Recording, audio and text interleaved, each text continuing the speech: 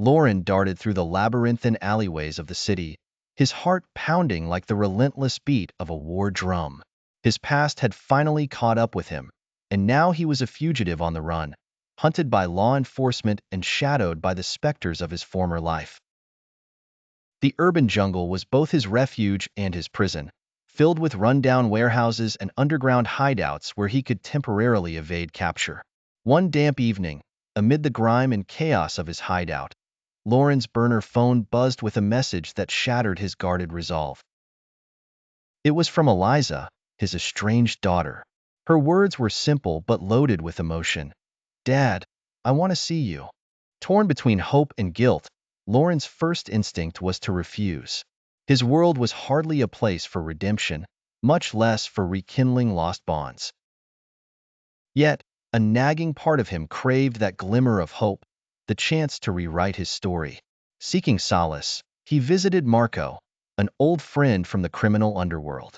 Marco was a fixer, a man who had seen the tidal wave of crime from both sides and lived to talk about it. Over a bottle of whiskey, Marco urged Loran to seize the chance for redemption. "You can't escape your past, Loran, but you can decide what your future looks like," he said. Emboldened, Loran crossed the threshold. He decided to meet Eliza. This decision set off a cascade of challenges. Law enforcement tightened their net, and vengeful criminals from his past sought to reclaim unpaid debts in blood.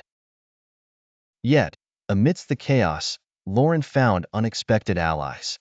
Jenna, a hacker with a grudge against the law, and Sam, an indebted smuggler, offered their talents to help him evade capture.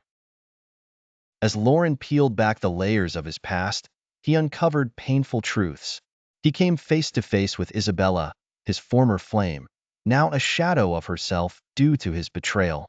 In a moment of raw honesty, they confronted the wreckage of their past, each seeking fragments of closure. But the greatest ordeal came when Loran orchestrated a daring prison escape to retrieve crucial evidence hidden in a high-security facility. Using every ounce of his wit and cunning, he outsmarted his captors, narrowly evading capture and securing the evidence he needed. But freedom felt hollow. Loran realized that true redemption wasn't in evasion but in confrontation. With a heavy heart, he decided to turn himself in. He sought forgiveness from his daughter, Eliza, who agreed to meet him one last time before he faced justice. They met in a dimly lit diner, and for the first time, Loran saw a flicker of forgiveness in her eyes. His final act was visiting Isabella, seeking to mend what he had shattered. With tears and whispered apologies, they found a tenuous peace. As Loran prepared to face the consequences of his crimes, he felt an unaccustomed lightness. He wasn't running anymore. He had made peace with his past and found the courage to accept his future. His journey ended with a sense of closure and acceptance, marking the first step in a new beginning.